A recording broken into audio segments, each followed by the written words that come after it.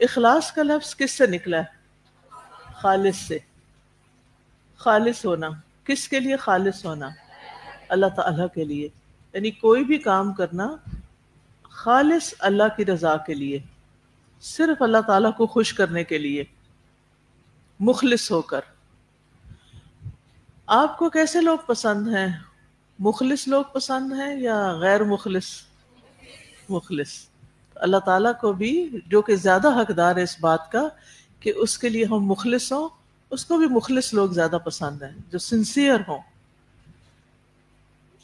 تو کہتے ہیں قال اللہ تعالی، اللہ تعالیٰ نے فرمایا، یہی حکم دیے گئے کہ وہ یکسو ہو کر دین کو اللہ کے لیے خالص کرتے ہوئے عبادت کریں اور نماز قائم کریں اور زکوٰۃ ادا کریں، اور یہی درست دین ہے.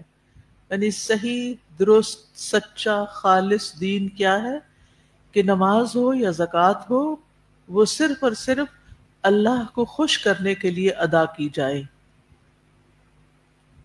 کسی اور سے کوئی کریڈٹ لینے کے لیے نہیں. اور یہ حکم ہمیشہ سب کو دیا گیا.